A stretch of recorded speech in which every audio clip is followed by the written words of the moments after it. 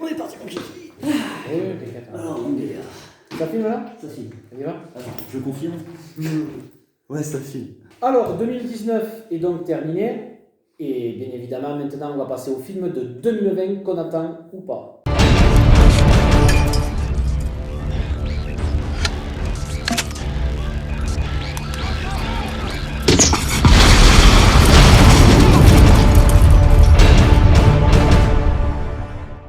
Bonjour tout le monde et bienvenue sur The Judgment Film. Alors aujourd'hui on se retrouve enfin tous les quatre.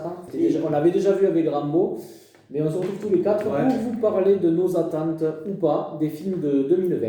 Donc on va faire un petit tour d'horizon donc, de ce qui sort dans les mois à venir. On le fait en direct, alors Émeric il a l'ordi, parce qu'on a tous plus ou moins regardé ce qui allait sortir, mais là on le fait en direct, on fait mois par mois et on va dire chacun un peu ce qu'on... Un impro comme ça, voilà. À l'impro total, comme si on était, de toute façon c'est ce qu'on était plus ou moins en train de faire entre nous là. Exactement. On s'est dit on rajoute la caméra et voilà. Bon alors c'est parti, alors on va commencer par La Voix de la Justice Qui sort la semaine prochaine justement. Voilà. avec Michael B. Jordan, Jimmy Fox. Brie Larson qu'on avait vu dans le film, enfin, moi, pour moi désastreux, Captain Marvel. Mais là bon c'est un tout autre registre, c'est un film sur ségrégation raciale, procès, bon, on a déjà vu ça, mais c'est généralement des bons films. Et c'est un film qui est tiré aussi de faits réels. Donc moi personnellement je l'attends parce que je suis quasiment certain. Alors attention, il y a aussi des bandes annonces qu'on a vu tout ça. Les bandes annonces c'est que maintenant ça veut rien dire. Mais je pense vraiment d'un point de vue très personnel que ce film-là sera vraiment un petit chef-d'œuvre. Et en général, je l'espère en tout cas. si c'est de la lignée du Hurricane Carter, Le Droit de tuer ou tous ces trucs-là, c'est en général un très bon film. Voilà. Donc ça devrait le faire. Ensuite nous passons en février Le Voyage du Docteur Dolittle. Ouais, bon alors ça, bon, personnellement, pas du Cobu 3, tout ça, tous ces films-là, on va pas se les imposer. Birds of Prey. Alors voilà, justement, on va parler des... La fabuleuse histoire d'Harley Quinn pour ceux qui Ouais, savent. c'est Harley Quinn. Harley Quinn. Donc là, La seule rescapée de Suicide Squad qui était sortie, qui a été jugée par la critique comme désastreux, ils gardent que Harley Quinn, donc ils vont faire un film sur elle. Donc justement, en fait, c'est là où on va parler des films de super-héros, puisque forcément, elle rentre dans ce cadre-là. Alors, au vu de la bande-annonce, je pense que l'univers est assez respecté, c'est-à-dire l'univers très sombre de Gotham et des couleurs aussi qu'on peut voir sur certains murs, qui est lié à Harley Quinn. Voilà. Et je pense que au niveau de l'ambiance du film, un peu déjanté, tout comme ça me fait penser un peu à Deadpool. Donc là, on aime ce style de film, on n'aime pas. Peut-être que ça sera aussi une surprise, mais bon, à voir. Moi personnellement, je l'avais dit déjà, je ne vais pas m'infliger cette année, ça fait trop d'années qu'il y a de l'humour débile au cinéma, des choses qui ne me correspondent pas, qui ne me parlent pas. Donc plutôt que de rager derrière l'écran, je préfère pas aller les voir. Et moi, franchement, aller voir une nana en train de faire de la vulgarité, de dire que des plaisanteries, être dans la débauche totale, dans de la violence, de la sexualité, tout ça, ça ne m'intéresse pas. Je passe mon chemin. Moi je suis d'accord avec Guillaume, ça ne m'intéresse pas, Pas du du tout. Moi les films de super-héros pour moi... Alors après, attention, mais c'est aussi Ça, il y a l'univers hein. d'Harley Quinn. Hein. Je pense que ça sera plus dans la psychologie Non, aussi. la psychologie, c'est-à-dire que si le film s'inscrit donc dans l'héritage de Suicide Squad, au contraire, j'ai trouvé Suicide Squad particulièrement Soft. puéril. Notamment avec l'interprétation donc du Joker par comment il s'appelle cet acteur Jared Leto. Jared Leto, donc il est très bon comme acteur Jared Leto. Par contre, son Joker, c'était un poseur, un simple poseur en fait qui essaie de se donner l'allure d'un méchant. Le mec ressemble plus à un mannequin dégénéré qu'à un véritable fou furieux peut-être le Joker. C'était censé être un film tiré sur une équipe, dans la BD, c'est une équipe vraiment de méchants, de pourris, de salauds. Voilà. Et à aucun moment on croit qu'ils sont méchants dans le film du tout. Voilà. Notamment, et moi, Harley Quinn, déjà c'est pas des personnages qui m'intéressent en BD, c'est pas des personnages que je veux voir à l'écran. Et bon, voilà, c'est tout. La scène qui m'avait fait hurler de rire, enfin, jaune, hein, dans Suicide Squad, c'était notamment celle avec le plan qui est très classe, hein, le plan. Où le Joker, voilà, il se roule sur la moquette avec tous les couteaux entourés autour de lui. Ça fait très Manson, ça fait très Marilyn Manson. Hein. Ça fait très Marilyn Manson, ok, pour un clip de musique. Mais là, moi, je m'imagine du coup le Joker ridicule, en train de poser méticuleusement tous ces petits couteaux autour de lui, comme un gamin, pour pouvoir ensuite se rouler au milieu. Ah ouais, bon. Débile. Voilà, bon après, The Gentleman, réalisé par Guy Ritchie. Ouais, Guy Ritchie, le réalisateur de Snatch et de plein de grands films. Avec Matthew McConaughey, Hugh Grant et Henry Golding. C'est un polar, alors ça va être un polar sûrement pareil, un petit peu tarantinesque, parce que Guy Ritchie a un univers particulier. Moi, c'est pas un film qui m'emballe plus que ça, mais vu que c'est Guy Ritchie qui le fait, peut-être que Le film l'ira. de Guy Ritchie est quand même intéressant toujours avec ce rythme vraiment très enlevé. Il m'avait énormément déçu sur le film Le Roi Arthur parce que malheureusement sur le film Le Roi Arthur il a gardé exactement le même rythme qui colle très très bien à des films un petit peu polars centrés sur la mafia, je sais pas, irlandaise. J'ai bien aimé moi le Roi Arthur. J'ai bien aimé. Avec Charlie Hunnam, l'acteur. Son rythme de montage fait que le film Son est toujours assez léger, assez déconnant. Et du coup, c'était pas tellement ce que j'avais envie de voir. Moi, si tu veux, c'était plus voir comment allait s'en sortir Charlie Hunnam. Oui. Qu'on avait vu dans Son of Anarchy, l'acteur qui fait Jax. Exact. Donc déjà, il avait été bon dans The Pacific Rim. Je m'étais dit, là, un film médiéval un peu. Donc, tu l'aimes bien, du coup. Et moi, je l'aime bien cet acteur. Et je voulais voir ce qu'il allait valoir, un film où il allait être la tête d'affiche principale. Et mis en scène par Guy Ritchie. Et c'est vrai qu'il tourne son Roi Arthur dans un univers un peu. On voit un peu les rues médiévales. C'est tourné un petit peu à sa façon à lui. C'est vrai que je trouvais que l'ambiance était se rejoignait plutôt bien. Moi, j'ai bien aimé, ouais. Après, c'est pas la meilleure version du Roi Arthur. C'est-à-dire qu'à l'électrique, tu reviens donc du coup à une histoire plus contemporaine. Je pense que ça peut être bien. Moi, après, j'ai vu la bande-annonce la dernière fois en allant au cinéma et franchement, ça m'a pas hypé du tout. Voilà, j'ai trouvé ça. Donc, je suis pas rentré dans la bande-annonce et je pense pour ma part que je vais pas le voir. Enfin, je passerai mon tour à poursuivre. Je pense pas non plus, moi, mais bon, on verra. Voilà. Là, par contre, je vois quelque chose qui. Alors, il y a quelque chose de bleu. Juste avant, Sonic le film. Non, ça. Moi, personnellement, non plus. Sonic le film, on a vu la bande-annonce en plus, non. Est-ce que vous avez vu la bande-annonce avec la nouvelle Alors, version de Sonic? peut-être je dirais pour. Oui, effectivement. Oui. Mais bon. Alors, peut-être pour les enfants, un truc comme ça. Et moi, personnellement, celui-là, même si Sonic dans le jeu vidéo culte sur Mega Drive, mais non, en film, je vois pas du tout l'intérêt. Non, moi, personnellement, ça ne me branche pas du tout. Ah, absolument pas, moi. Bon, Sonic, pour que ça reste un jeu vidéo, point barre. Par contre, Toi, ça t'intéresse, toi? Ah non, pas du tout, juste savoir si vous étiez au courant donc, de ce qui s'était passé. Donc, Oui. avec la première version de la bande-annonce qui avait Le design de Sonic, déjà, qui n'avait pas plu, ils l'ont retravaillé, tout ça. Donc c'est quelque chose d'inédit, Voilà. mais ça me convainc toujours Ouais, pas. moi, c'est. par contre, Par contre, moi, ça me par parle. contre, le cas de Richard Jewell, réalisé par Clint Eastwood. Voilà, ça oui. Là, par contre, Ça oui. C'est un drame, mais c'est presque un biopic sur un agent de sécurité qui a vraiment existé. Voilà, donc qui a sauvé des gens en 96 à Atlanta. Je ne me rappelle pas l'événement, hein. On verra bien. Mais moi, je vois marquer Clint Eastwood à la Real, c'est bon. Je ne cherche pas à comprendre.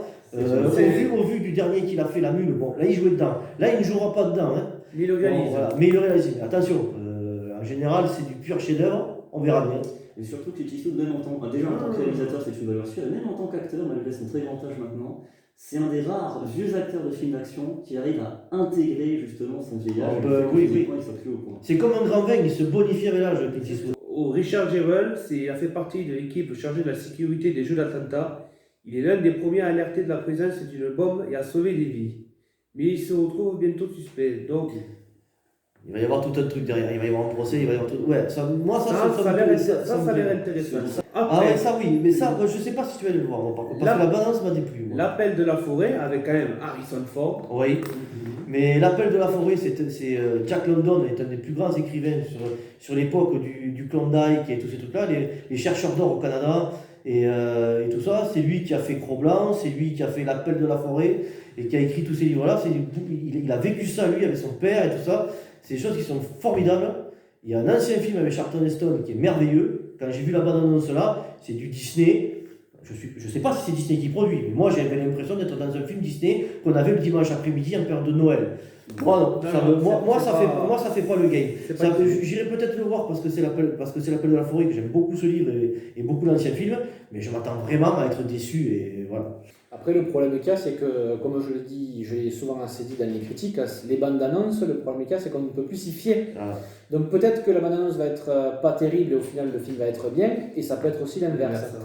Donc là, et voilà. Parlant de bande annonce. Alors voilà, justement, il y a le film qui arrive juste après. Ouais, voilà. Invincible Man. Voilà.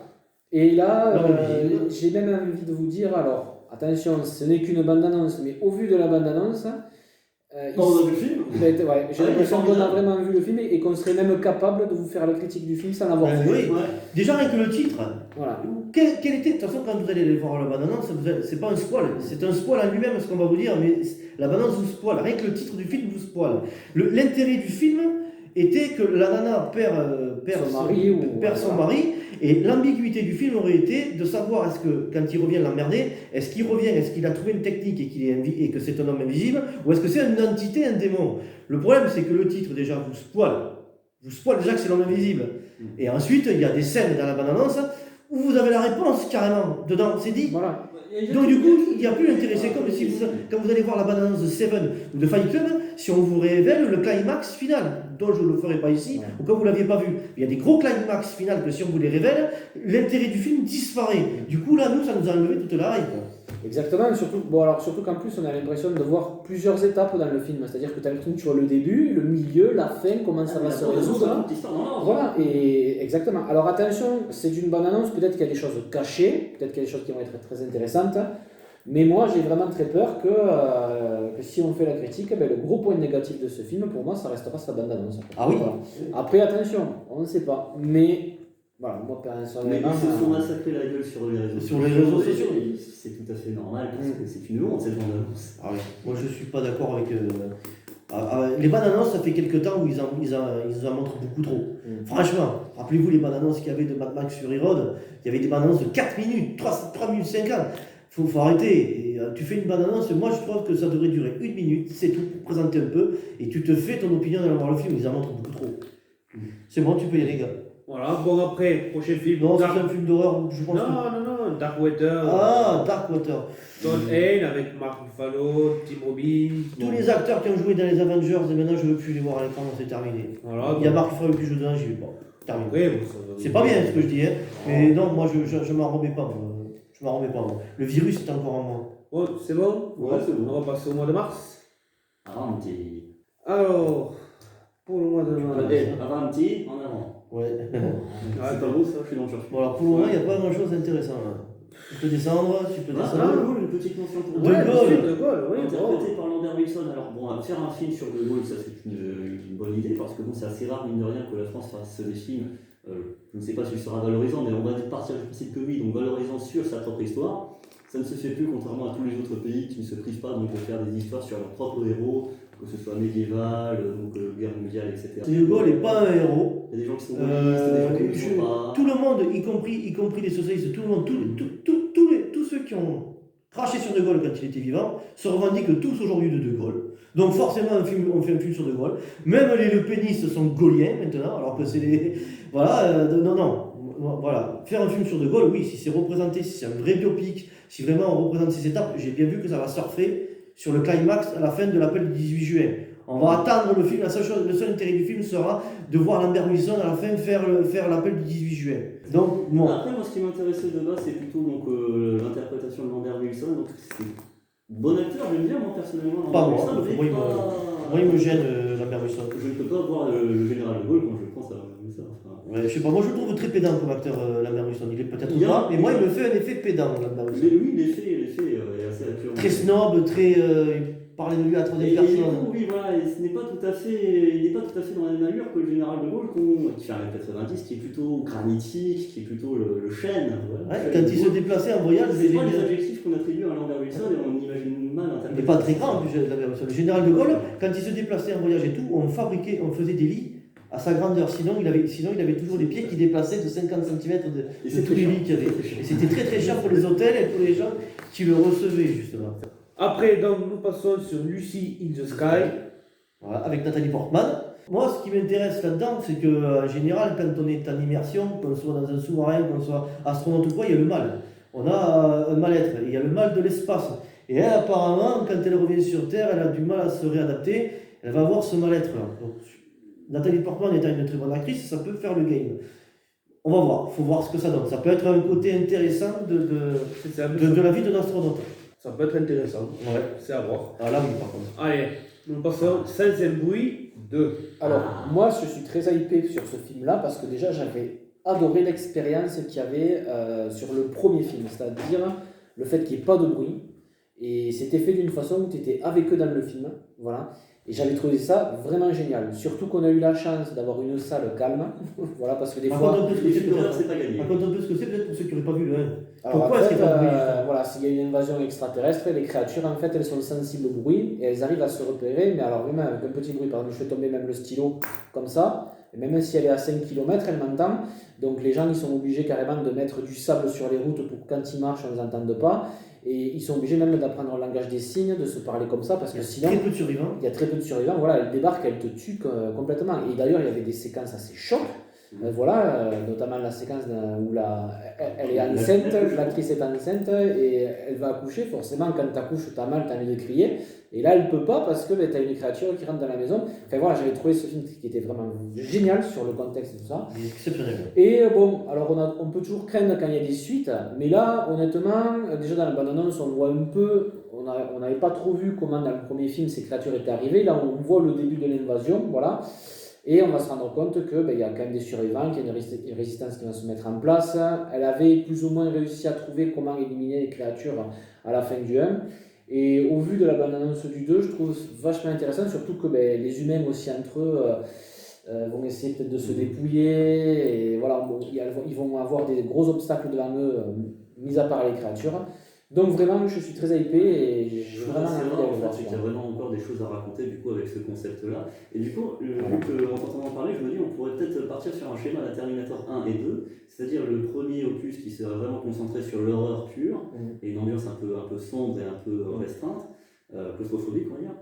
Et du coup, le 2 qui sera potentiellement orienté un peu action, un peu plus action, mais sans trahir pour autant le premier. Et la crainte qu'on peut avoir aussi avec ce film-là, c'est est-ce qu'il n'est pas de trop dans le sens où il peut devenir répétitif par rapport à certaines séries comme Walking Dead, des trucs comme ça, certains éléments qu'on peut retrouver. Est-ce qu'un seul film aurait pas suffi, aurait suffi? Le 2 nous le dira. On en reparlera le 18 mars. Exactement. Voilà. Après, un autre film, Bloodshot, réalisé par Dave Wilson avec Vin Diesel. Un film super-héroïque, alors ça n'a rien à voir avec le Marvel Cinematic Universe, avec Marvel ni DC, c'est une autre bande dessinée je crois. Alors moi oui, en ce moment je pense que ce film se fait déjà descendre avant d'être sorti.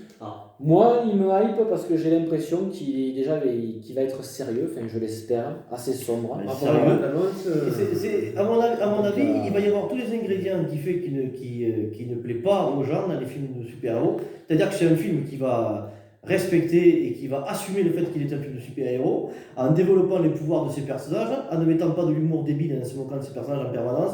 Donc moi forcément ça m'intéresse, puisque pour moi, les films de super-héros c'est un genre à part entière. Et j'ai pas besoin qu'on me fasse des films sur les super-héros en m'expliquant que je suis un gamin débile parce que je vais voir les films de super-héros. Donc voilà, je vais le voir un peu pour ça et on verra bien ce que. Sauf si l'humour dépasse tout. Sauf si l'humour est caché, qu'il n'y en a pas dans la bande-annonce, et que dans le film après tu te rends compte qu'il y en a partout, qu'il y a des punchlines, voilà. Voilà, comme dans plein d'autres, oui, c'est vrai. Mais avoir la bande-annonce, ça a l'air d'être. Bon voilà, ça m'intéresse. Voilà. Bon, après nous passons à Mulan, réalisé par Niki Caro. Mulan était déjà un excellent Walt Disney, pour une fois. Pour une fois, ça faisait quelques temps qu'on n'avait pas eu des bons Walt Disney. À l'époque où Mulan était sorti, c'était bien. Voilà, il y a beaucoup d'aventures et tout ça. Je pense que ça va être moyen pour les Chinois de nous faire. Les Chinois, ils sont passionnés de grandes batailles, de te montrer des grandes armées, la Grande Muraille, tout ça, tous ces films-là, le secret des poignards volants, la cité interdite, tous ces trucs-là. Ils sont passionnés de ce genre de trucs, des grands plans avec beaucoup d'armées et tout. Je pense que pour eux, ils vont se servir de Mulan pour nous montrer l'attaque des Huns et tous ces trucs-là, comme il y avait dans le dessin animé. Mais ils vont, voilà, ils sont passionnés de ça, les Chinois, pardon. Donc moi j'aime beaucoup ça, les films moyenâgeux et des combats comme ça. Donc voilà, ça va très bien. Mais il faut aimer ce genre de film. Voilà, bon après nous passons au mois d'avril, voilà. Alors avec un 1er avril 2020, les Nouveaux Mutants. Alors les Nouveaux Mutants, oui, effectivement, surtout que c'est un projet qui aurait pu se casser la gueule assez rapidement, puisque la première bande-annonce était sortie en 2017 et on n'avait plus rien. Après, le film ne devait plus sortir en salle, il aurait dû sortir apparemment que sur Netflix, pour au final revenir au cinéma avec une nouvelle bande-annonce qu'on a eue il n'y a pas si longtemps que ça. Donc moi j'ai envie de vous dire oui, Pourquoi? Parce qu'il n'y a pas Disney derrière encore et que j'ai l'impression, quand je vois le film, là, de voir vraiment quelque chose de sombre, de sérieux. Je l'espère. Cette équipe de mutants qu'on voit là, il y a des choses qui ont l'air d'être assez intéressantes. Après, j'ai quand même un petit peu peur. Pourquoi? Parce que j'ai l'impression que tout va se dérouler dans cet hôpital, enfin dans ce centre où ils sont tous. Et par rapport au pouvoir que certains ont, ben, j'ai peur que, enfin j'espère surtout qu'à la fin, il va y avoir une bataille à l'extérieur, histoire de montrer un peu leur pouvoir. Parce qu'il y a quand même Cannonball, c'est-à-dire Rocket, qui est censé partir comme une fusée dans les airs. Et s'il est enfermé dans une... c'est annoncé, de toute façon, si on voit la bande-annonce et si on lit l'histoire, même le résumé, c'est un huis clos horrifique qui va se passer dans un manoir, genre l'orphelinat, le manoir hanté, un truc comme ça. Ouais. Après, il y a des bons acteurs. Il y avait C. Williams qui joue dedans, l'actrice qui fait Arya dans Game of Thrones, moi j'aime bien, il y en a d'autres que je connais aussi. Après, au vu de la bande-annonce, à un moment donné, je pense qu'il y aura la bataille finale à l'air de se dérouler à l'extérieur, donc je pense qu'après, ils vont quand même développer le pouvoir. Mais en tout cas, moi je suis hypé, voilà, parce que ben, c'est pas Disney qui est derrière et que j'ai l'impression qu'on aura un bon petit film de super-héros. C'est tout à fait possible, mais moi ce qui me gêne, c'est qu'encore une fois, Disney a racheté les droits aussi, donc du coup on va se retrouver avec des X-Men là-dedans, d'une timeline qui ne fera pas partie de Disney, avec d'autres X-Men dans Disney. Moi j'aimerais qu'ils se mettent d'accord un petit peu, qu'ils arrêtent de nous faire des trucs comme ça, parce que voilà, comme là, plus tard il y a un film, on reviendra là-dessus, c'est Morbius. On en reparlera, mais moi voilà, les Nouveaux Mutants, même s'il est bien, c'est la continuité des comics X-Men qu'on a vu jusqu'à maintenant, qui n'aura rien à voir avec les X-Men qui vont mettre dans les prochains Disney. Moi, ça me gêne ce genre de truc. Après, là, par contre, mourir peut attendre, ça sera le dernier James Bond avec l'acteur Daniel Craig. 007. Voilà, donc Alors, oui. Ouais. Eh bien, profitons-en. Ouais, alors bon, voilà, moi, il y a toujours... Et que du coup, ça ne soit plus James Bond. Moi, je suis un grand fan de James Bond, de toute la saga James Bond. Il y en a des très mauvais, il y en a des très bons. Daniel Craig a eu son lot de mauvais James Bond. Moi, personnellement, tout le monde a été fan de Casino Royale. Moi, j'ai détesté me taper 1h30 de partie de cartes. Ça m'a fait chier. Honnêtement, je vous le dis, il y avait de très bonnes idées. Le fait de nous montrer comment est-ce qu'il a gagné sa licence de tuer, les deux premiers meurtres qu'il a été obligé de commettre par rapport à ça. L'histoire d'amour avec Vesper Lynd, qui était le double de James Bond et qui l'a d'ailleurs trahi et doublé pendant tout le long du film, c'était très intéressant. Quantum of Solace, c'était désastreux. Skyfall est un chef-d'œuvre et fait partie des 4 meilleurs James Bond de l'histoire du cinéma, réalisé par Sam Mendes. La suite Spectre était en comparaison de Skyfall désastreuse, même si le film est très bon. Donc, étant donné que celui qu'il y avait avant était mauvais, espérons que celui-là soit excellent. C'est Cary Fukunaga qui le fait. Je ne connais pas personnellement Cary Fukunaga. On verra ce que ça donne. Il y a Léa Seydoux, ils reprennent Léa Seydoux. Moi, je trouvais que Léa Seydoux était fade et insipide d'inspecteur. On va voir ce qu'ils vont lui donner comme rôle dedans. Bref, on verra. Il y a Ralph Fiennes, du coup. Ralph Fiennes qui joue dedans, qui reprend le rôle de M, puisqu'ils ont tué dans Skyfall, comment elle s'appelait, Judi Dench qui jouait le rôle de M. C'est Ralph Fiennes qui le fait, et j'adore cet acteur, on va voir. Mais là, je sais qu'il joue déjà dans Spectre, il était très bon.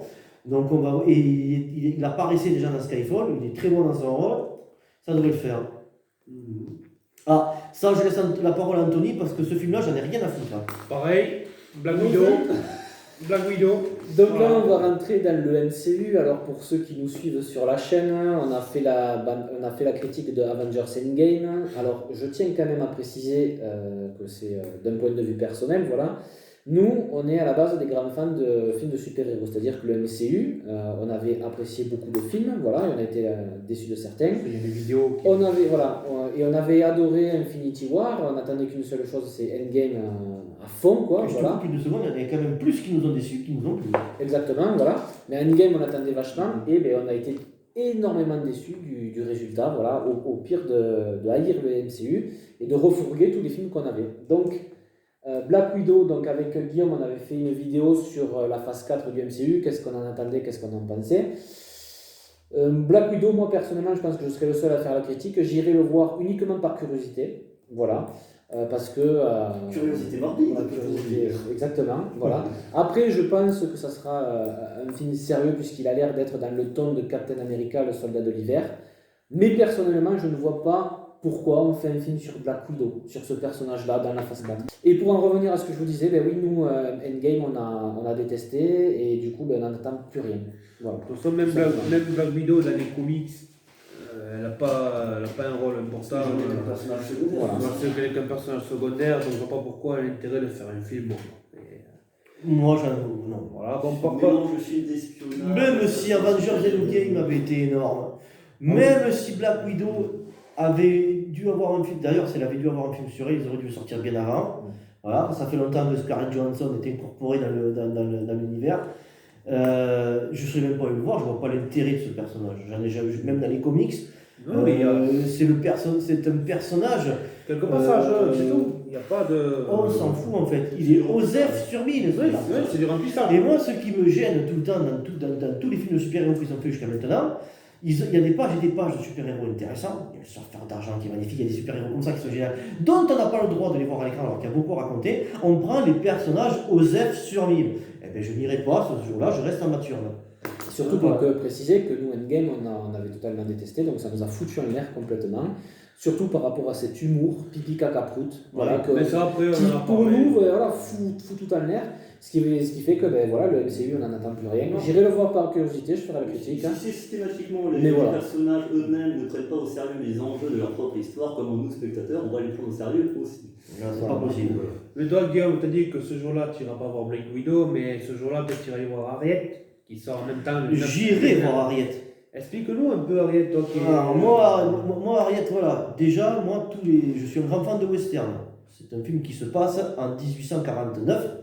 Voilà, donc à peu près 20 ans avant la guerre de sécession. Donc, vous savez ce qui se passait dans les États du Sud, c'était l'esclavage. Et c'est une femme qui a réussi à sauver plus d'une centaine, je crois, d'esclaves. Donc moi, ça m'intéresse, de l'aventure qu'il va y avoir, la violence qu'il va y avoir. Moi, j'aime ces histoires-là, j'aime beaucoup ces histoires-là, j'aime beaucoup l'héroïsme de certaines personnes. En plus, avec les plans qu'il va y avoir, des grandes plaines et tout ça, des États du Sud, des États-Unis, parce qu'ils vont traverser les États du Sud, pour les amener sûrement dans le Nord, parce que c'est là. Est-ce que Harriet les a sauvés, les a amenés dans les États du Nord, là où il n'y avait pas d'esclavage, ou est-ce qu'ils vont prendre un bateau, est-ce qu'elle va les amener jusqu'à l'Afrique, ou qu'est-ce qu'ils vont faire, comment est-ce qu'elle a réussi à les sauver? Ça m'intéresse, moi j'aime beaucoup ces aventures-là. Moi aussi, ça va me plaire. Ça m'intéresse. Ça a l'air d'être une sacrée pépite, ce film-là. Je pense que ça va peut-être. Alors, j'ai pas vu les acteurs ni le réal. C'est vrai, je me suis. Parce que moi, vous me parlez d'histoires comme ça, j'ai pas besoin de me renseigner, je vais voir le film direct. Ça m'intéresse vraiment, mais j'ai pas vu qui était le réal. Le réal, c'est Kazi Lemon, Ouais, les acteurs, je avec connais pas. Cynthia Erivo. Alors, Cynthia Erivo, Déjà, c'est une histoire vraie, c'est un biopic. oui, je vois. c'est un biopic, c'est une histoire. Moi, ça m'intéresse. Ouais, Ça m'intéresse. cette actrice, elle n'a pas fait beaucoup de films, elle a fait Les Veuves et Saltan dans l'hôtel El Royal. Moi, ça me dit rien. Mais bon, moi, le film, c'est bon. Ils m'ont vendu. Ça Ah non, me- mais là, c'est sûr que ça va être. Moi, ça me vend ça. C'est bon. Bon, voilà, donc on a fini pour le mois d'avril, nous passons au mois de mai. Et pour le mois de mai, Alors. Oh, non, oui. il faut en parler. Bon. Fast and Fast and Furious Furious 9. Bon, moi j'ai aimé Fast and Furious à partir du moment où ils se sont coupés du. Alors ça c'est pareil, ça divise déjà. Fast and Furious c'était des films qui étaient sur le tuning. Moi je détestais ça. Donc quand Justin Lin est arrivé à la Real et tout ça, qu'il a commencé à en faire des films d'action, à partir du 4, mais c'est surtout le 5 où ils ont incorporé Dwayne The Rock Johnson dedans, que moi j'adore et que je vénère. Voilà, j'ai commencé à adorer. Donc on a aimé tous les Fast and Furious à partir du 5. Mais il y a eu, l'année dernière, Hobbs et Shaw, qui est un film qui se passe avec les deux personnages de Jason Statham et de Dwayne The Rock Johnson, qui était désastreux, humour débile tout le long du film, qu'on a haï. Mais bon, c'est pas parce qu'on a détesté Hobbs et Shaw que Fast and Furious 9 sera dans cette ligne-là. On espère. C'est à voir. On espère. Parce que tous les Fast and Furious ont été bons. Il y avait Ah, de l'humour c'était dedans, vraiment mais énorme. ça allait, Exactement. l'action était très bien. Et l'action était même épique, il y avait de superbes scènes d'action magnifiques, puissantes et tout ça, du jamais vu même. S'ils se calquent pas sur Hobbs et Shaw, Voilà. moi, eh ben, ils me vendent. Si ça moi, prend j'aime pas, beaucoup si ça prend personnellement. parce que Hobbs et Shaw, honnêtement, on a fait la critique, mais on est parti au bout d'une heure du film, Ah ouais, c'était insupportable. insupportable. Et on espère que Fast and Furious 9 n'aura pas cette atmosphère-là. Moi, c'est l'inverse de vous en fait par rapport à la saga Fast and Furious. C'est au contraire, j'ai beaucoup aimé le premier qui était plus réaliste justement. L'univers du tuning, qui ne parle pas nécessairement, du coup, m'était présenté de façon assez attrayante, avec un côté voilà un petit peu. Pourtant, il y a plus ou moins ce que tu détestes dedans. Bah, pas nécessairement. Tout le long du film, tu as l'impression d'être dans un immense clip de rap où les nanas sont là pour trémousser leurs fesses pendant que les hommes sont en train de jubiler, en train de boire de la bière en battant leur cul. Non. Pendant ce temps, ils prennent des voitures pour aller voler, cambrioler, c'est des petits gangsters. Même ambiance que les films de Moi, personnellement, j'ai pas aimé du tout. C'est. Il a fait tomber son. Il fait tomber, je casse le bras. Ah merde. Il a fait tomber son bracelet. Et en fait, je Ah oui, ah bah il y en a parfois, mon pauvre.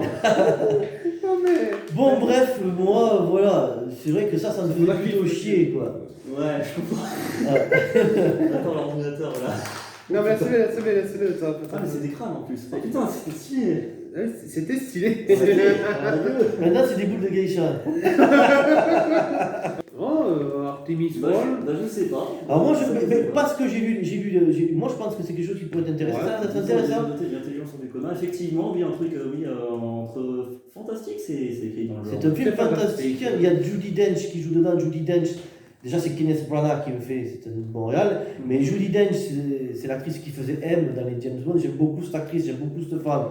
Mais le fait que ce soit de longue lignée de criminels et tout ça, et que c'est un jeune et richissime mec de. Effectivement, c'est le genre de film Ça qui peut être m'intéresser. intéressant, ça. Entre mix, entre fantastique horreur avec un petit peu de polar éventuellement, pourquoi pas. Faudrait C'est que je vois la intéressant bande. ça. Voilà. Cet acteur avec ses lunettes qui ça fait penser un petit peu Je vais à du Harry Potter, relancer. ça peut être cool. Ouais, tu coupes là? Et je relance. Hop. Allez, go. Ah oui. Alors maintenant nous passons au mois de juin et on Ouais. commence avec Wonder Woman 1984. Alors là, c'est encore un autre registre. Pourquoi? Parce que Wonder Woman, forcément, c'est DC Comics. Sauf que DC Comics, pour moi, d'un point de vue personnel, ils étaient partis sur de très bonnes choses avec Man of Steel, Batman et Superman. Pourquoi? Parce qu'ils partaient dans le sérieux et le sombre. Voilà. Puissance. Sauf que- voilà, exactement. Et étant donné qu'ils se sont aperçus que ça ne marchait pas au niveau du public, ils se sont dit si on veut faire entrer de l'argent, forcément il faut qu'on fasse un peu comme fait Marvel avec sa recette, c'est-à-dire rajouter de l'humour. Ce qui s'est énormément fait ressentir dans Justice League. C'était Josh Whedon qui avait repris la réal à la suite du Exactement. départ de Zack Snyder. Voilà. Donc l'humour était plus ou moins dosé, mais on était parti sur quelque chose de fun, de cool, voilà. Et avec l'arrivée de Shazam, ça a été la catastrophe, parce que franchement, j'ai trouvé ça d'une débilité profonde, voilà.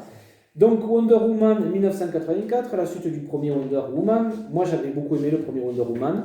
Mais là, quand je vois l'affiche du film qui reprend les mêmes couleurs presque que de Thor Ragnarok, j'ai bien peur que oui, on tombe dans quelque chose de. Alors, j'espère pas. Coloré à la Gardien de la Galaxie, Voilà. avec de l'humour partout. Avec des J'espère pas. punchlines, des trucs comme ça, et j'espère pas parce que vu du virage que prend DC Comics, j'ai très peur.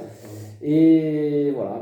Patty Jenkins à la réal, c'est la même réalisatrice que le premier. Voilà. Et Gal Gadot qui revient dans ce rôle, bien entendu. J'avais beaucoup aimé le premier. Comme quoi, ils sont pas obligés de nous mettre des James Bond en femmes. Il y a déjà des super-héros femmes et des femmes fortes qui existent. Avec à la réalisation quelqu'un qui va pas te polluer l'esprit pendant tout le film en essayant de te mettre des droits de l'homisme dans tous les sens. Ils nous ont présenté une femme forte qui est révélée, qui est avérée guerrière, qui est très intéressante. J'ai adoré. Voilà, j'ai adoré. Maintenant, est-ce qu'ils vont pas nous faire comme dans Spider-Man, Wonder Woman à la plage, Wonder Woman qui découvre le monde, Wonder Woman qui découvre des chansons, Wonder Woman qui découvre des petits films, Wonder Woman qui fait des punchlines, Wonder Woman qui se balade. Voilà, et j'ai peur que ce soit ça. J'ai peur qu'ils aient rajouté encore plus d'humour. J'ai peur que ça se passe dans les années 80 parce qu'aujourd'hui on est dans l'ère où on surfe.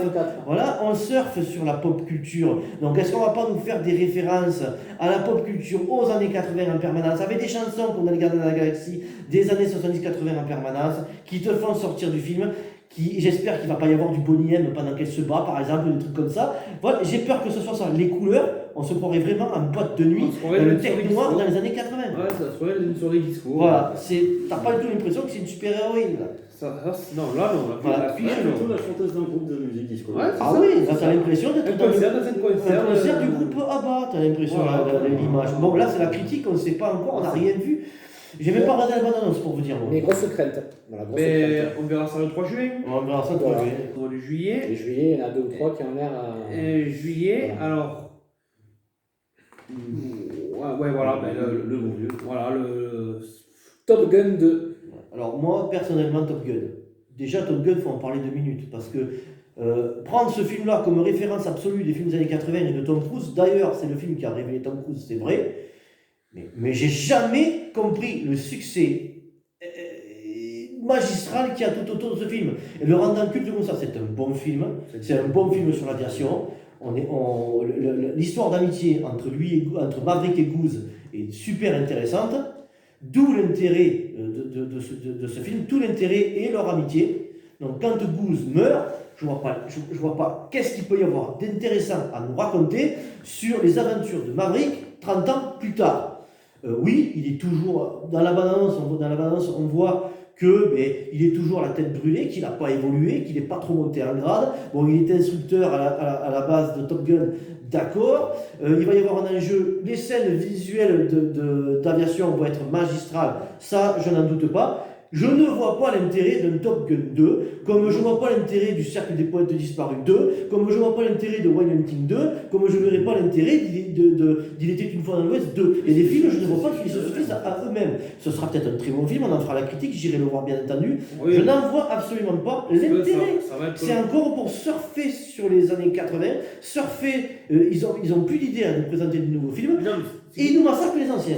Non, mais c'est qu'ils ont plus d'idées maintenant, ils ne savent plus quoi faire. Quand tu vois qu'ils vont faire un autre SOS Fantôme, on va comment parler.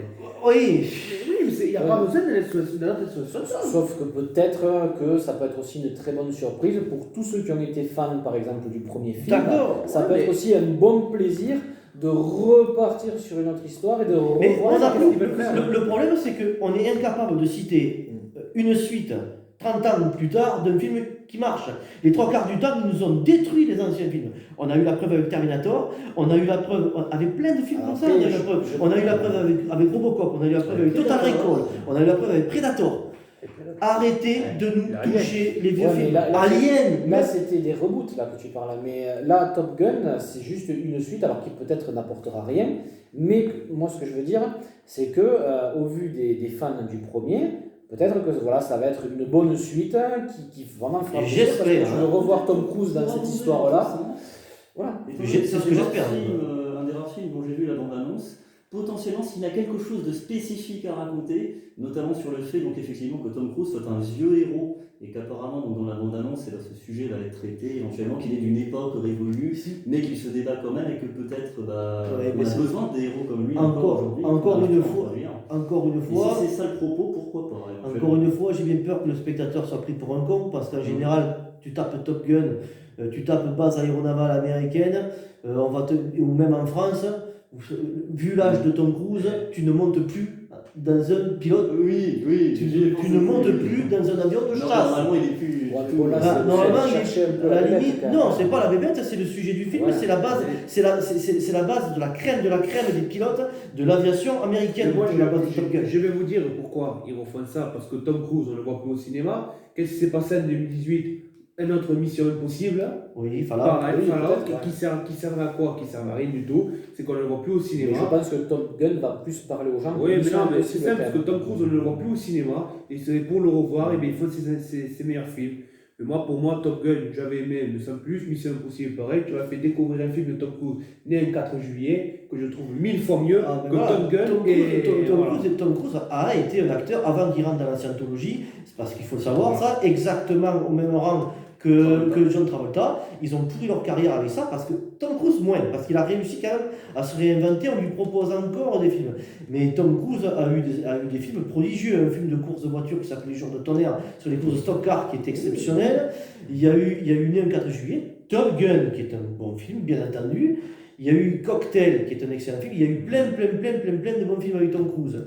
Mais je ne vois pas l'intérêt de reprendre des films des années 80 pour aujourd'hui nous faire des suites.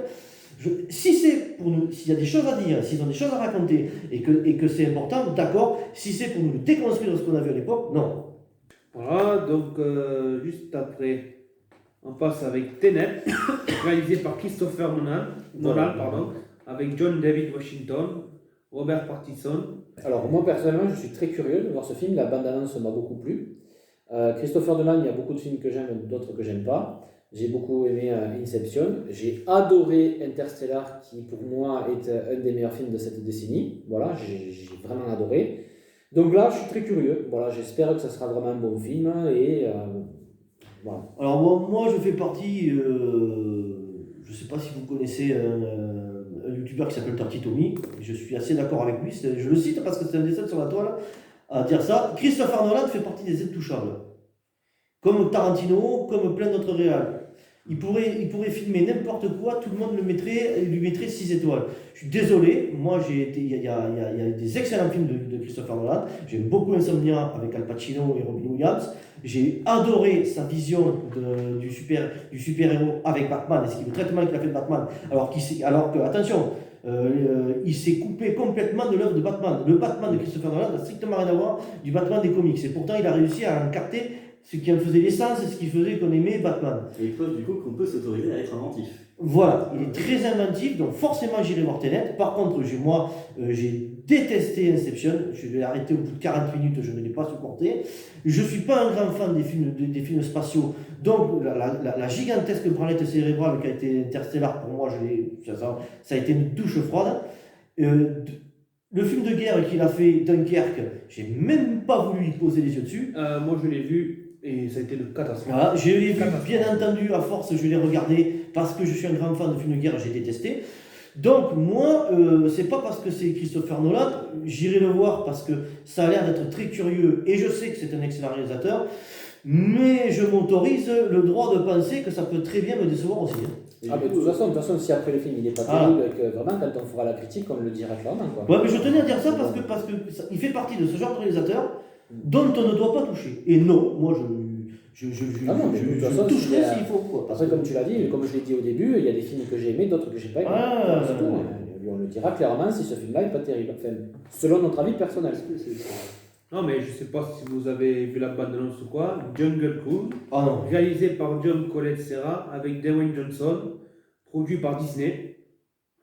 Le capitaine d'un bateau embarque sa sœur et son frère pour une mission pour trouver un arbre dont un prêtre des pouvoirs guérisseurs, mais de nombreux animaux sauvages et une expédition concurrente se mettront sur leur route. Ouais, donc Jungle Cruise, du coup, moi je dis pourquoi pas éventuellement, parce qu'un film d'aventure comme ça a l'air sympathique, le pitch, un truc un peu léger et entraînant, du coup, des aventures comme il pouvait s'en faire dans les années 90-2000, avec Dwayne Johnson, qui est toujours sympathique, je dis pas non. Hein. Mais pas toujours. Pas toujours. Moi ce qui me donne pas envie, c'est que j'ai l'impression de voir la jaquette de Jumanji 1 et Jumanji 2 qui sont des bouses ancestrales. Voyage au centre de la Terre et tout ça qui avait été fait toujours avec Dwayne Johnson, c'est des films pour la famille, c'est pour rigoler, c'est très léger, mais c'est bourré d'humour, bourré de punchline. Il n'y a pas d'enjeu. Il y a peut-être un problème quand même malgré tout avec Dwayne Johnson, qu'on en cause, c'est qu'il a tendance un peu à phagocyter l'ambiance du film, à toujours imposer sa patte à lui. Mais c'est des grosses comédies. Très sur la déconnade. C'est des grosses comédies, ça ne va pas. Moi, Dwayne Johnson, on devrait l'utiliser à des choses bien plus intéressantes. Le pitch là, en fait, quand je le lis, quand je vois ça, en fait, ça fait penser un peu à l'île au trésor, à ce genre de truc, tu vois, un peu aventure, ce genre de choses. Mois d'août, on passe avec Morbius, qui à la base est un méchant dans Spider-Man. Alors bon, je vais me répéter encore une fois. Je pense que pour le coup, il sera bien. Pourquoi ? Parce que c'est pas Disney encore qui a derrière. Alors l'humour, toujours le même problème que je n'aime pas de Marvel. Donc je pense qu'il sera bien. Il a l'air d'être assez sérieux et d'être assez sombre. Alors je vais me répéter peut-être. Donc bon, vu que je ne sais pas s'il y a Disney derrière, je ne pense pas.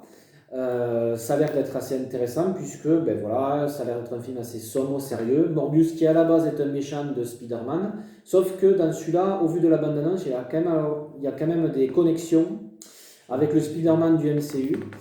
À un moment donné, on voit le personnage qui passe à côté d'un mur, il y a Spider-Man qui est tagué sur un mur, mais surtout par rapport à la fin de la bande-annonce où on voit Michael Keaton, alias le vautour dans Spider-Man Homecoming, qui a l'air de venir le recruter. Donc je pense que effectivement Morbius va rentrer dans le MCU. Mais sur le film lui-même qu'il va y avoir, je pense qu'on aura affaire à quelque chose de sérieux, de sombre. En tout cas, moi la bande-annonce m'a beaucoup plu. Donc j'irai le voir en tout cas.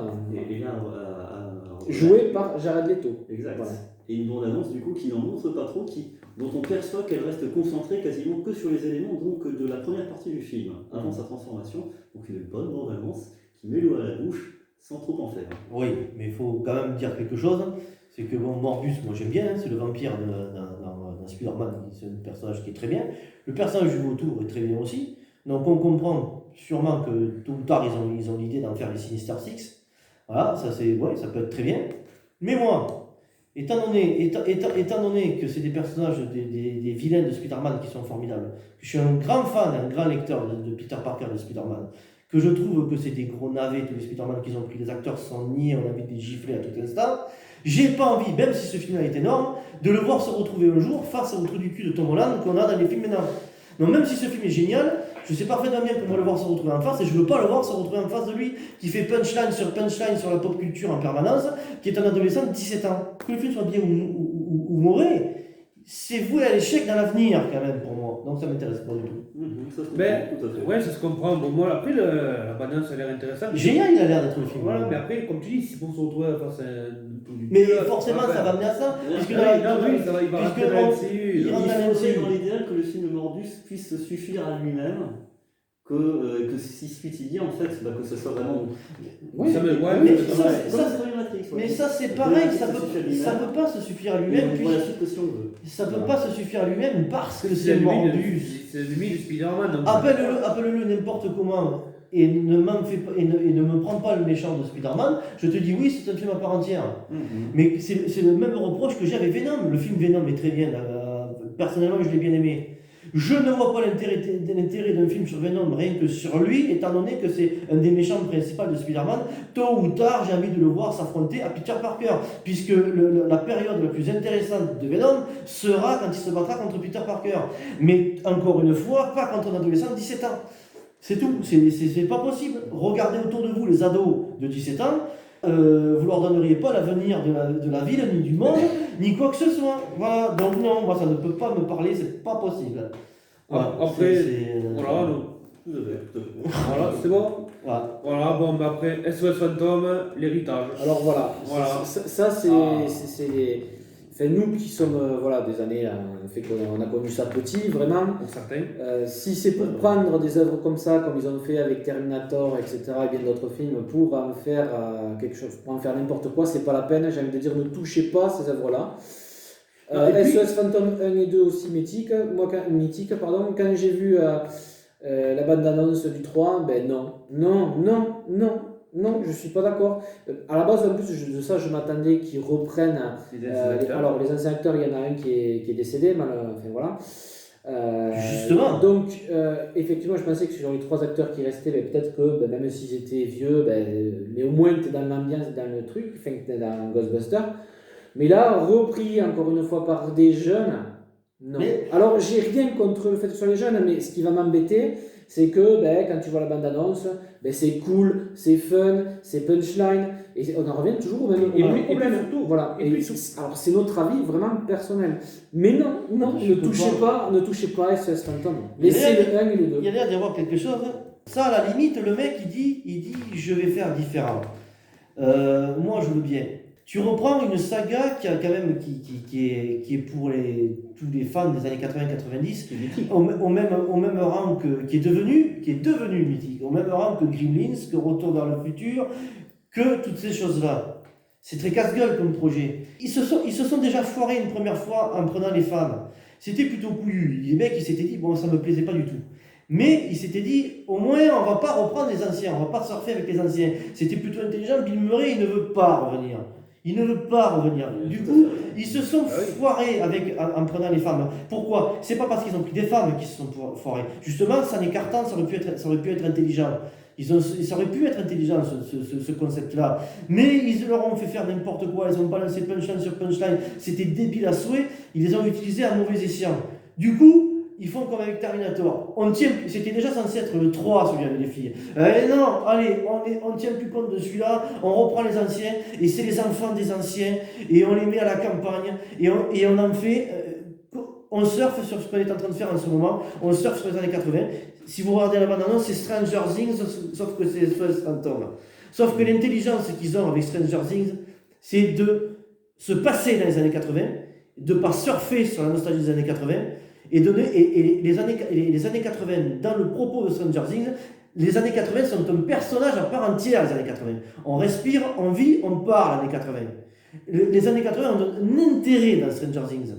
Là, c'est simplement parce que c'est SOS Phantom.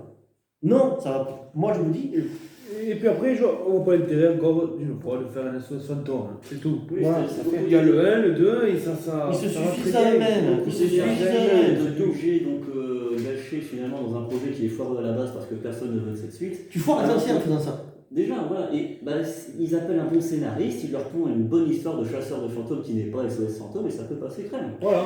Après, la seule chose qui peut peut-être sauver le film, attention, parce qu'on est en train de critiquer une bande-annonce qu'on a vue, et c'est vrai que ce genre de film a souvent été désastreux quand ils font ce genre de truc.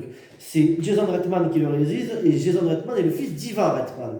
Ivan Reitman, c'est quand même un réal qui a réalisé beaucoup de films comiques comme Jumeaux, tous ces trucs-là, qui a réalisé des films comiques qui savaient doser l'humour. Est-ce que son fils sera capable de faire pareil et de rendre hommage au film que pouvait faire son père? C'est pas dit. C'est pas parce que le père est un génie que le fils va être un génie. La preuve, Johnny Hallyday c'est un génie, tu vois Johnny Hallyday, voilà. Non, mais l'exemple, Oui. l'exemple. Oui. Bon, après, nous passons sur The Hitman, Bodyguard 2. Alors, moi, le premier, j'avais adoré. Alors, pourtant, il y a un truc de comique, très bien, mais parce que le film ne se prenait pas au sérieux, j'avais beaucoup rigolé, voilà, parce que là, c'était un humour qui me plaisait. J'avais beaucoup aimé la relation entre les deux personnages, voilà, Samuel Jackson, il était vraiment au top, quoi. Et j'avais bien aimé l'histoire aussi, voilà, il y a de très bonnes séquences d'action. Après, est-ce que là, pour le coup, le 2 ne va pas être trop répétitif? Est-ce que ça va pas être du déjà vu, genre sur le côté comique qu'il y avait dans le premier? Est-ce que c'est le film de trop? Ben, gros point d'interrogation. J'irai le voir parce que j'ai beaucoup aimé le premier. J'ai beaucoup rigolé, j'avais beaucoup apprécié. Mais ouais, le 2, j'y vais pas forcément en reculant, mais point d'interrogation. Voilà.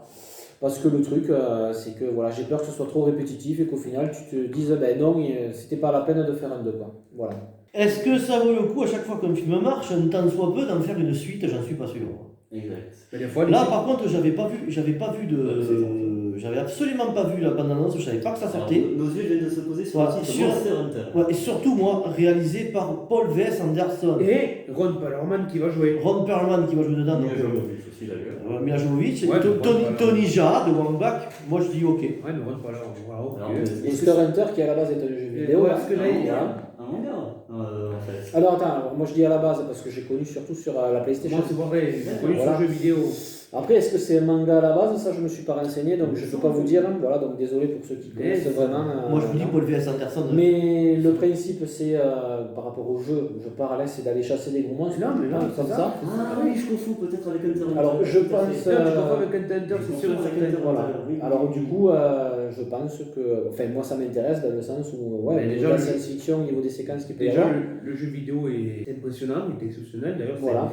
Voilà, donc s'ils le font un film. Voilà. il y a- Mais comment ils vont le Ah faire ouais, encore une mais fois? du coup, Voilà. en plus, sachant que du coup, c'est l'adaptation du jeu vidéo, que le Ah jeu oui. vidéo, en fait, ça me revient, du coup, c'est un truc un peu médiéval fantastique, Ah oui. complètement médiéval fantastique. Ah oui. Ah, ça, c'est mon registre. Après, Voilà. étant donné que vous êtes des fans de jeux vidéo que je ne le suis pas, est-ce que le fait que ce soit Paul V.S. Anderson qui le réalise vous parle? Parce que Paul V.S. Anderson, on le connaît pour avoir fait que des adaptations de jeux vidéo. Il avait fait Event Horizon, il a fait Mortal Kombat et il a fait les Resident Evil.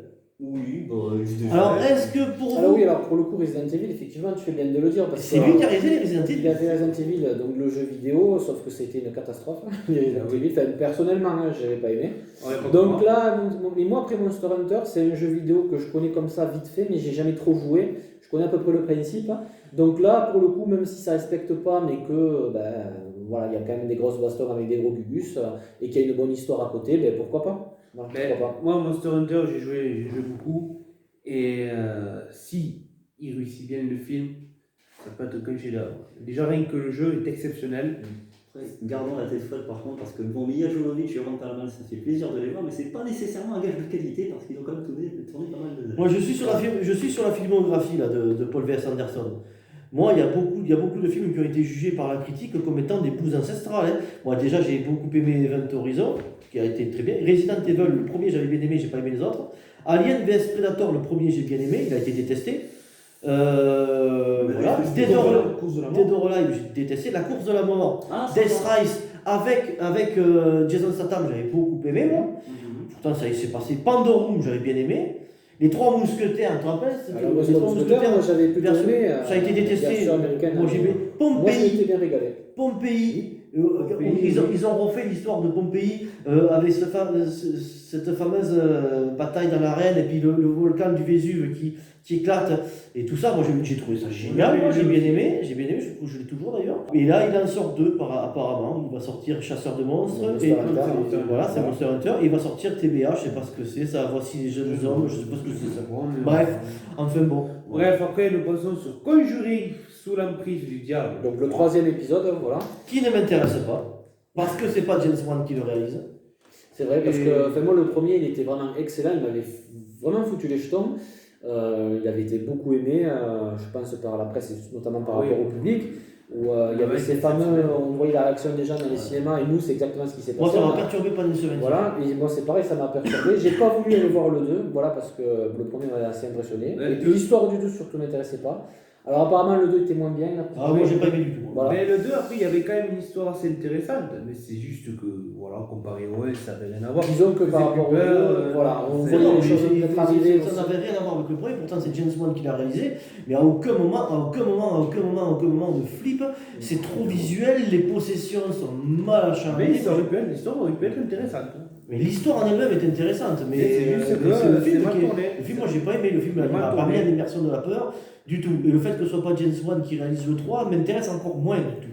Voilà, effectivement. Donc à voir, voilà, vraiment à voir. Alors, moi ça m'intéresse, et pourtant c'est un film français de Douglas Attal. Comment je suis devenu un super-héros? Il n'y a pas de problème avec ça. La première fois qu'on l'est. Alors, comment je suis devenu un super-héros? Douglas Attal, c'est un policier fantastique. Ce qui m'intéresse, c'est que c'est la première fois qu'on laisse à un réalisateur de pouvoir s'écarter du genre cinématographique français qu'il y a tout le temps, c'est-à-dire comédie et drame. En général, un réalisateur qui veut faire un film de genre, qui veut faire du cinéma de genre, il va mettre 6 mois, 2 ans à faire son film. Et du coup, il va être tellement dégoûté que le mec, il va se barrer à l'étranger, si jamais ça marche, pour réaliser d'autres films. Et là, je suis content de voir qu'un peu le cinéma commence à changer et qu'enfin, en France, on puisse donner à des petits réalisateurs de vouloir s'essayer un autre genre. On verra ce que va valoir le film. Hein. Mais c'est bien. Mais je suis content qu'on ait un film de super-héros français, oui. Moi, je veux. Moi, je dis OK. Alors après, Snake Eyes, spin-off de G.I. Joe. Ouais. Ah oui, bah alors attention, enfin oui, et c'est sur le personnage, c'est celui qui est tout en combinaison noire avec, je crois, le sabre, voilà. ce personnage-là. Moi j'avais aimé le premier G.I. Joe, le deuxième j'avais absolument pas aimé. Et honnêtement, de ce film-là, pourquoi pas, puisque j'avais bien aimé ce personnage de Snake Eyes, voilà. Snake Eyes, ce personnage. Mais franchement, à voir parce que, voilà. Bon, après, il n'y a pas la balance qui est sortie encore. Puis Non. Et il avait une histoire avec son frère et tout ça. Il y a son frère il y a un frère qui est méchant, voilà. Un frère qui est. Donc effectivement, ça peut être une bonne surprise. Donc, C'est celui qui a ouais. dit en noir qui est gentil et celui qui a dit en blanc qui est méchant. Je crois que c'est ça, ouais. Voilà. Et du coup, voilà, il y a peut-être quelque chose d'intéressant à faire sur ce film-là. Je ne savais même pas que ça sortait, ça. Je viens de découvrir mais maintenant. de toute façon, il y aura plus Je d'infos. viens de découvrir maintenant, on ira voir. Et bon. Venom 2. Venom 2, alors. Réalisé par Andy Serkis. Andy Serkis, le génie de la motion capture. King Kong à l'écran, Gollum. Le surfeur d'argent dans la seule chose qui a sauvé dans les 4 Fantastiques d'ailleurs. Il est aussi César le singe dans la trilogie La planète des singes. C'est le génie de la motion capture, Andy Serkis. Est-ce qu'il a déjà réalisé? Oui, il a réalisé le livre de la jungle, Netflix. Ah oui. Une version plus sombre, que j'ai beaucoup aimé. Après, rappelons quand même que Venom, le premier film, a été totalement dégommé par la critique et par les gens aussi, quoi. Voilà. Moi, même si, oui, effectivement, il n'y a pas Spider-Man, je l'ai pris comme une histoire à part entière. J'avais bien apprécié le film, même s'il y avait des choses qui n'allaient pas dedans. J'étais content de voir enfin le design de Venom par rapport à Spider-Man 3 que j'avais trouvé juste hideux, quoi. Et Tom Hardy ne me dérangeait pas. Et dans cette scène post-générique où on sent que dans le 2 il va affronter Carnage, je suis très curieux de voir ça. Est-ce que ça va être un carnage? Est-ce que ça va être un Carnage? Alors selon l'acteur, j'étais obligé de la faire. Selon l'acteur, à la fin, ça va être un véritable carnage. Je l'espère. Voilà. Positivement, voilà. J'espère qu'on va avoir vraiment quelque chose. Surtout que l'acteur qui va faire un carnage est un acteur que j'aime beaucoup, moi, qui me fait mourir de rire et tout ça, c'est Woody Harrelson. Et ça, tu devrais en avoir peur de ça, peut-être. Parce que Woody Harrelson, il est souvent utilisé à l'écran pour faire le con. Mais attention, quand il joue la froideur, qui joue la dureté et tous ces trucs-là, c'est lui qui fait le militaire sadique dans le 3e volet de la planète des singes, c'est un acteur qui est capable, qui est très capable. À quoi va-t-il être utilisé? Est-ce qu'il va être utilisé pour faire le con ou est-ce que vraiment parce que Carnage est un schizophrène? Je pense quand même qu'à la façon dont il est présenté dans la scène post-générique, je pense que ça sera quelqu'un de froid et de. Enfin voilà. Pour le mois de novembre, The Eternal. Alors là, je laisse Marvel. parler Anthony parce que c'est Marvel et Bon, que ben, je m'en fous complet. On va passer rapidement puisque je vais encore me répéter. Voilà, bon, The Eternal, pourtant, c'est des personnages que je ne connais pas. Ça a l'air vraiment d'être une grande histoire. Donc, grande curiosité. Ouais, pourquoi pas. Moi, il y a Angelina Jolie qui joue Ouais. dedans et déjà, ça suffit à me faire pas avoir envie d'aller voir un film. Je déteste cette actrice. Moi, après, personnellement, ça, J'ai l'impression qu'elle est recouverte d'un masque de cire, elle n'a aucune expression sur son visage. Et la seule fois où j'ai aimé son jeu d'actrice, c'est parce qu'elle était sous la houlette de Clint Eastwood et que c'est un formidable film dont j'ai oublié le nom. Dont j'ai oublié le nom parce que c'est un excellent film et une histoire vraie en plus. J'ai trouvé ça génial, ça se passe pendant le macartisme et c'est une femme qui a perdu son fils et le gouvernement lui dit qu'on l'a retrouvé et ce n'est pas le sien et elle affirme que ce n'est pas le sien et tout le monde lui dit que c'est faux, que c'est des conneries. On veut lui faire fermer sa gueule en lui disant que ce gamin qu'on lui a donné est le sien et elle sait profondément bien que ce n'est pas le sien. Et c'est une histoire vraie, il y a un livre qui est sorti, tout ça, c'est prodigieux. Mais pour revenir à Eternal, moi personnellement, elle ne me dérange pas dans le rôle qu'elle va faire, hein, mais en tout cas, bon, ben, même s'il est super le film, qu'il est extraordinaire, hein, ouais, mais Après, ça sera peut-être le seul, mais non. Enfin, Angelina après, je sais pas. Jolie, elle a une bonne qualité. Elle est bien.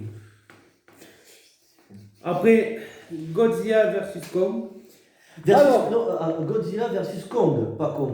Eh ben, C'est comment ça? Ah non, J'ai dit Kong, bah oui. Oui, monsieur, pour déconner, reprends. Alors, refais-le, ouais. Refais-le. Ouais, parce que Il va le péter. j'ai compris qu'il n'avait pas. On fait plus jamais ça. Bon alors, Godzilla vs Kong. Voilà. Oui.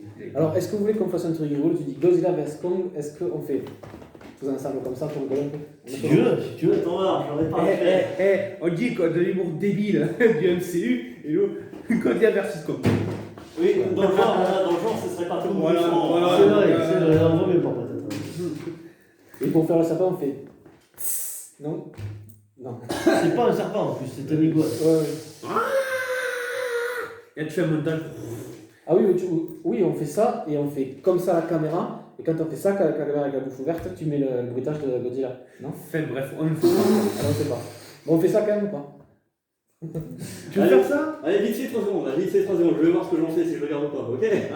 Alors maintenant, Godzilla. Ah, tu vas galérer pour le coup. Godzilla vs Kong, vous faites ça, moi je fais. Et toi tu fais le. Et moi je fais quoi?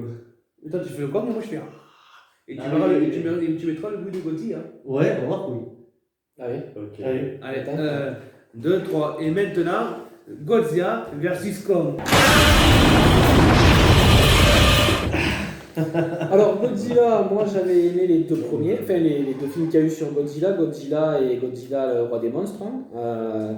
Par contre, Kong Island, j'avais absolument pas aimé le film, mais vraiment pas. Alors oui, intéressant dans le sens où, au niveau des effets visuels, et qu'on a deux gros gugus qui vont s'affronter, donc pourquoi pas. Ça a l'air d'être assez intéressant à voir. Maintenant, après, j'espère que l'histoire qu'il y aura au milieu, notamment au niveau des humains, ça sera un peu plus travaillé que dans Godzilla le roi des monstres, et pour en faire un bon film, quoi. Voilà. Après, Et le roi, donc, voilà, comme tu dis, Godzilla roi des monstres, c'est un très bon film en termes d'effets spéciaux, tout ça, impressionnant. ah oui, Mais oui, ça, oui. l'histoire avec les humains, c'est vrai que bon, c'est assez simple. Voilà. Bon, là, on y avait été vraiment pour le côté destruction, gros gugus Voilà. qui s'affrontent, voilà. Donc là, oui, pourquoi pas, mais voilà, j'espère qu'il n'y aura pas de la débilité au milieu. Voilà. Alors certains me diront un gros lézard géant qui se bat contre un gros gorille, ouais, il faut que ce soit comme ça. Mais non, pas forcément. Si tu es dans la science-fiction aussi, si tu rentres dans le film, On verra ouais, bien, tu donc peux là faire on quelque passe chose pour avec le ça. mois de décembre. Voilà, Ouais. donc à voir. On commence avec West Side Story. West Side Story. West Side Story, réalisé par Steven Spielberg. Super, voilà. Bon, alors voilà. Moi, je sais pas si vous avez revu West Side Story récemment, mais ça a pris un sacré coup de vieux. C'est un très vieux film. C'est un film. Alors c'est une comédie. Ouais, les années 60. C'est une comédie musicale. Les Jets contre les Sharks. Moi j'avais. C'est une comédie musicale. Faut aimer les comédies musicales. J'aime beaucoup les comédies musicales, mais est-ce que c'est toujours pareil? Est-ce qu'il vaut mieux pas en créer une autre? Reprendre une mythique comme ça Elle est mythique, c'est comme si vous refaisiez Grease aujourd'hui, quoi. Je sais pas, moi ça me fait c'est toujours pareil, c'est encore une fois, je veux pas qu'on touche à des choses qui m'ont fait rêver dans mon enfance et qui sont toujours... Il existe ce film-là, est-ce que c'est obligé de le refaire? Je suis content que c'est Spielberg qui le fait, ça a sûrement dû lui parler, ça a sûrement dû lui plaire, ok. Bon, on verra. Mais je sais pas si j'irai le voir au cinéma parce que tout le monde va chanter, tout le monde va rigoler, il va y avoir des gens dans tous les sens. À chaque fois que les acteurs vont chanter ou danser, il va y avoir des moqueries dans le cinéma. Ça, c'est un film que je découvrirai seul, mais sûrement pas au cinéma, ça c'est sûr. Ah, très bien. Après, Non, on n'a plus rien, je crois, Mine de de. rien, si, il y a un projet quand même important. Dune. Bah oui, Dune. Ah, mais j'avais pas vu ça. C'est surprenant. De Denis Villeneuve. Ah, Denis Villeneuve. Ah ouais, oui. Denis Villeneuve, il a fait Blade Runner en 2029, qui je crois que c'est lui qui a réalisé Sicario, qui a réalisé Comancheria. Dune, C'est un très bon réalisateur. Il y avait déjà eu un film de Dune. Ah ouais. Oui, alors, bon, Dune, il y a toute Qu'on une a gardé, qu'on avait loué, qu'on avait gardé pendant un an. voilà, il y a toute une histoire, autour de Dune. Dune, il y a le film de David Lynch, mais il y a eu, je me rappelle plus, c'est pour ça La que tentative avortée de je sais plus quel. la tentative avortée d'un très très grand réalisateur, et je sais plus quoi il s'appelle, qui est très tordu d'ailleurs. Il devait y avoir la musique de Pink Floyd dedans, il devait prendre, je crois, Fritz Lang ou je sais plus qui pour. C'est un projet très fou, très C'était un ambitieux. projet complètement ouf et complètement qui a été complètement avorté, et qui est dommage d'ailleurs parce que ce script existe toujours et ce réel existe toujours. Là, c'est Denis Villeneuve qui s'y colle et moi je pense que j'irai parce que Denis Villeneuve, c'est un très bon réalisateur. le 23 décembre. Bon, c'est à peu près tout ce qu'il y a de notable là pour le coup. Mais ouais, bah après nous passons à Color Out of Space La couleur tombée du ciel de Howard Philip Lovecraft. avec Nicolas Cage, réalisé par Richard Stanley. Donc oui, j'ai vu la bande-annonce, donc ça a l'air assez particulier parce que oui, toute l'intrigue qui se base sur apparemment donc une entité qui prend la forme d'une couleur particulière. Et j'ai pas trop tout compris, je me suis pas trop C'est renseigné. Lovecraft en même temps. Ça m'intrigue. Ouais, sachant que Lovecraft en fait c'est un auteur auquel je suis assez hermétique, j'ai essayé à plusieurs reprises de lire ses histoires et je n'y arrive pas parce que ça me barbe à fond. Alors ainsi, me baser sur du Lovecraft, pourquoi pas, pourra peut-être plus me parler. Du coup. Oui, écoutez, moi Lovecraft, je suis un lecteur de Lovecraft, c'est très particulier Lovecraft. Vous n'avez pas une créature au cinéma depuis ces 50 dernières années qui n'est pas tirée ou adaptée à un moment ou à un autre sur les designs ou les concept art voilà, mais y compris Alien d'ailleurs, de Lovecraft de toute façon. Lovecraft, moi j'aime beaucoup. Après, Nicolas Cage, il a tendance à jouer dans des bouses ancestrales depuis au moins 20 ans maintenant. Donc, qu'est-ce que ça va être? La couleur, c'est tiré de la nouvelle La couleur tombée du ciel. Ouais, alors c'est. Bonne nouvelle pour Nicolas Cage, a Voilà. priori ce n'est pas en direct tout DVD. Voilà. Donc bon, la couleur tombée du ciel, c'est une espèce, si mes souvenirs sont bons, je crois que ça se passe juste après, dans le mythe du Cthulhu, les cauchemars d'Innsmouth. C'est cette espèce de créature qui capte l'énergie, qui capte les couleurs. Il faut savoir qu'il a inventé tout un tas de thèses Lovecraft sur des démons qui peuplaient la Terre avant que l'homme soit là, qui sont des grandes créatures, dont on mourrait de peur rien qu'au simple regard sur elles. Ça peut être intéressant. Bon, est-ce qu'il y a marqué interdit à moins de 16 ans ou même 12 ans? Je ne vois pas. Donc je ne vois pas l'intérêt de faire une adaptation de Lovecraft si c'est pas plus ou moins gore. Hein. En général, c'est terrible Lovecraft. Hein. Voilà. C'est seulement démonstratif comme genre d'horreur ou c'est plus sur l'ambiance? Moi j'ai toujours cru. L'ambiance, mais les personnes se font. C'est terrible ce qui t'arrive. En général, il y a très peu de survivants, voire pas du tout. C'est en ça d'ailleurs que Stephen King s'est basé sur Lovecraft. C'est pour les fins qui sont. Il vaut mieux pas être le héros dans des romans de King ni dans des romans de Lovecraft. Donc voilà pour nos attentes sur les films de l'année 2020 selon notre avis personnel. Voilà, donc on espère qu'on sera très surpris et qu'on aura vraiment de très bons films, de très grands films. Voilà. Donc n'hésitez pas à nous dire dans les commentaires si vous êtes d'accord avec nous, si vous avez les mêmes attentes ou pas. Voilà. Quels sont les vôtres? Voilà, on échangera aussi avec vous, il n'y a aucun problème. Et moi j'attends vraiment les films qu'on a cités. Maintenant j'y vais toujours un peu en retrait parce qu'étant donné qu'on a eu de très grosses déceptions et que plus ça va, plus le cinéma c'est vraiment 50-50 quoi. J'espère être surpris et me régaler en 2020. Pas moi, ça fait déjà, je trouve que le cinéma est en déclin d'année en année. Encore une fois, ce que j'ai détesté en 2018-2019 est près de se reproduire. On repart sur une phase de Marvel de super-héros. On surfe sur la nostalgie de nos anciens films avec un Top Gun, avec encore une fois un SOS Fantôme. Donc non, tous ces films-là ont été désastreux pour moi. Donc pourquoi est-ce que j'en entendrais quelque chose de bon? On me propose pas du neuf. Je vais voir, on verra film par film si ce sera bon ou ce que j'en aurais pensé. Mais moi, pour le moment, heureusement que j'ai les séries télé, qu'on me propose des choses intéressantes sur les séries télé, et que j'aime beaucoup lire, parce que sinon il y a un truc qui s'est coupé entre moi et le cinéma, et Dieu sait, si vous savez autour de moi, que je suis un grand fan de cinéma. Donc voilà, non, j'en attends rien, je suis sûr qu'il va y avoir des bonnes choses, des choses mauvaises, mais personnellement on ne me propose rien de neuf, et vous dire que je suis comme ça en attendant les films qu'on vient d'énumérer là, absolument pas. Ben, moi, je suis d'accord avec Anthony et Guillaume. Pareil, ça fait même 2 ans, 3 ans qu'ils refont pareil. Un super-héros, des reboots, on refait des suites inutiles. Voilà, bon, c'est pareil, je suis d'accord avec lui. Heureusement qu'il y a des séries, parce que pour moi, les séries, c'est maintenant ceux qui dominent. On a des séries de fous qui sont mieux que du cinéma actuellement. Non, moi. Ils prennent plus de risques. Voilà, qu'on et puis on retrouve des films sur Netflix que Netflix faut. Il n'y a pas de cahier de charge. Et c'est vraiment des films, voilà. The Irishman, désolé, mais ça c'est un film. Voilà. Donc, un réalisateur comme Scorsese qui se tourne vers une plateforme de séries télé plutôt que de se tourner vers le cinéma, c'est dire, alors parce que le cinéma ne lui faisait pas confiance, alors que Scorsese n'a plus rien à prouver, c'est dire si le cinéma est en déclin. Voilà, donc voilà, et toi, Tim, alors moi, ça va pas être compliqué. Les films de l'année 2020 que j'attends avec le plus d'impatience, c'est ceux que je vais regarder qui datent des années 90-2000 et que je n'ai pas encore vus. Comme ça, c'est réglé. Je ne serai pas déçu. Et puis, ce sera peut-être notamment les films qu'on fera nous-mêmes, tant qu'à y être. On n'est jamais mieux servi que par semaine. C'est vrai. Voilà. Parce qu'on va vous proposer, mais ça, on vous fera une vidéo pour vous expliquer. On vous expliquera les prochains projets. Voilà. Et ça, forcément, c'est beaucoup plus stimulant. Sur ce, on va se quitter. Voilà, n'hésitez pas à nous dire dans les commentaires si vous êtes d'accord avec nous ou pas, selon nos attentes. Je précise quand même que c'est nos avis personnels. Voilà. On essaiera quand même sur l'année 2020, si on peut, puisqu'on a des emplois du temps différents, d'aller voir des films ensemble et de vous faire des critiques, parce que comme vous avez pu le constater à travers ces attentes-là, on avait aussi des avis différents. Voilà. Donc ça peut être aussi intéressant pour vous si on fait une critique d'un film qui est peut-être 4 avis différents. Donc n'hésitez pas à nous laisser des commentaires, à laisser des likes, à partager, à vous abonner à la chaîne si vous aimez ce que nous faisons. Et nous, de toute façon, on vous dit à bientôt pour de nouveaux projets et de nouvelles vidéos. Ciao tout le monde. Hasta la vista, baby.